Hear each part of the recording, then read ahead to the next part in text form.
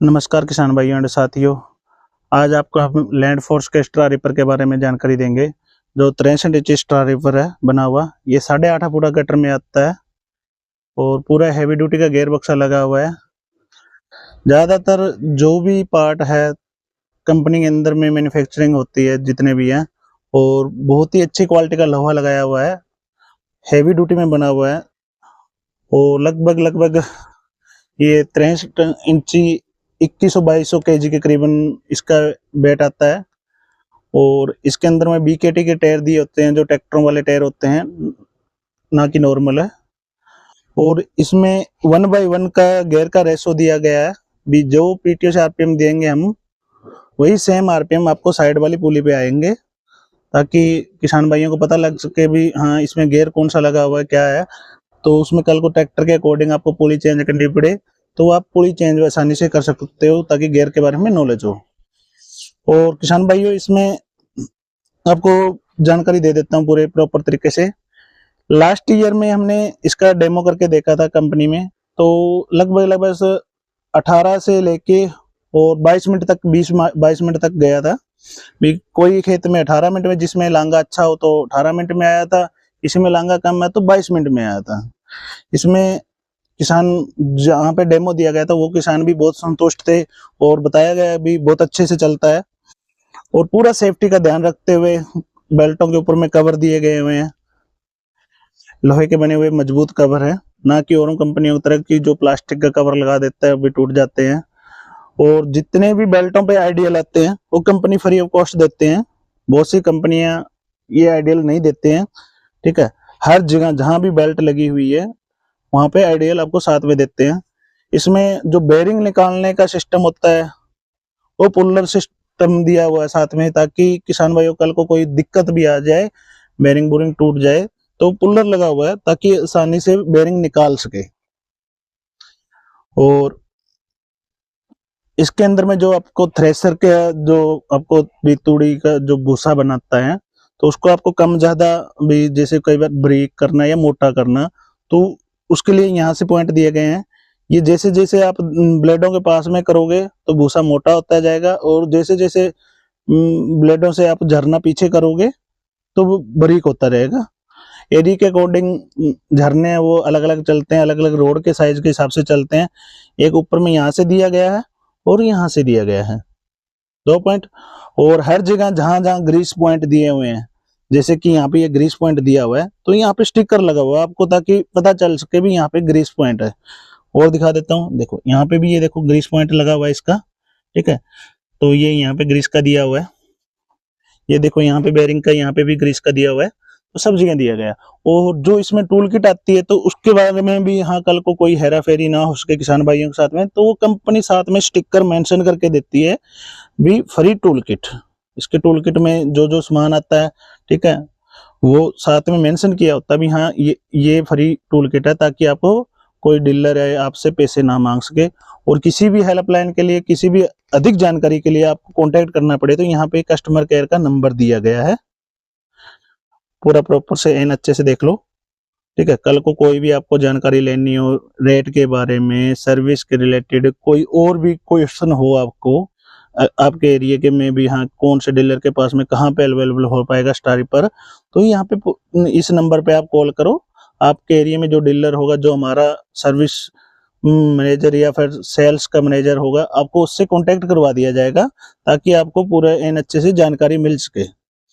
और किसान भाइयों, इसके अंदर में आप अब जो ब्लोर लगा हुआ है, बड़े डबल ब्लोर में है, ना कि सिंगल में है। ताकि कई बार कोई कंपनी में सिंगल ब्लोर आता है, उसमें चौक हो जाता है कई बार, तो इसमें चौक होने का कोई इश्यू नहीं है पीछे आपका भूसा का, क्योंकि डबल ब्लोर दिए हुए हैं। और हैवी ड्यूटी में ब्लोर बना हुआ पूरा आपका, पूरे प्रेशर से जाता है।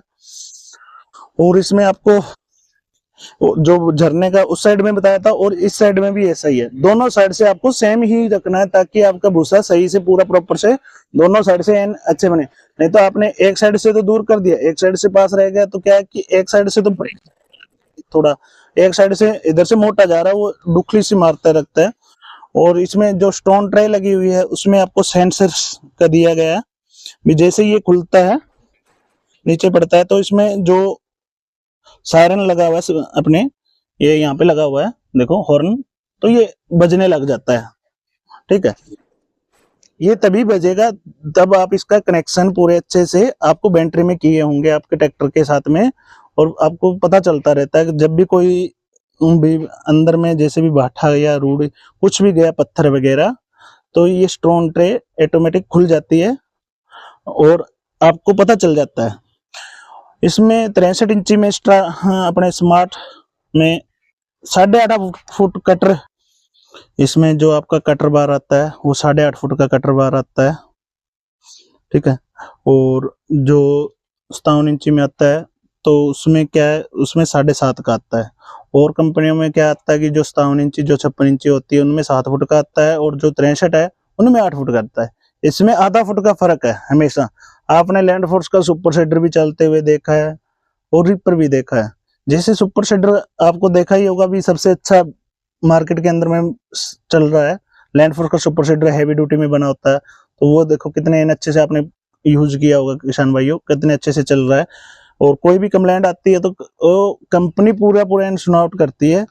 ठीक है, आपको कोई भी दिक्कत आती है तो आपको भी आपका सोल्यूशन करके देती है। और इसके अंदर में जो ये गियर बक्सा लगा हुआ है पूरा हैवी ड्यूटी का, इसमें 3.5 लीटर गियर ऑयल आता है 140 नंबर। और जो ये सापट है, और कंपनियों को देखो आप बाहर में जैसे घूमती रहती है तो यहाँ पे भूसा इकट्ठा हो जाता है, वो घूमता रहता है, आग लगने का डर रहता है। ठीक है, कंपनी ने उस सोल्यूशन को देखते हुए ये सापट अंदर ही कर दिया पाइप के अंदर में से ही, और ये सापट तेल के अंदर में चलती है। उससे क्या है कि आपका जो ये साइड वाला बेरिंग होता था ये टूटता रहता था। ठीक है, ये बेरिंग टूटने का संभावना बिल्कुल ही नामात्र रह गई है। और हेवी बेरिंग लगा हुआ है इसमें। कोई भी आप देख लेना, 57 इंच में भी देख लेना उसको, और 63 इंच में भी सेम मिलेगा। ये नहीं है कि हाँ ये 63 इंच बड़ी मशीन है तो इसमें आपने ये कर दिया उसमें नहीं किया, सभी में सेम किया हुआ है। ठीक है, उसमें कटर का और अंदर थ्रेशर की चौड़ाई का फर्क किया हुआ है। जिस भाई के पास में ट्रैक्टर बड़ा है ना, तो वो बड़ी मशीन ले सके, अपना काम आसानी से कर सके और जल्दी कर सके। और देखो चैनों के ऊपर में आइडियल लगा हुआ है।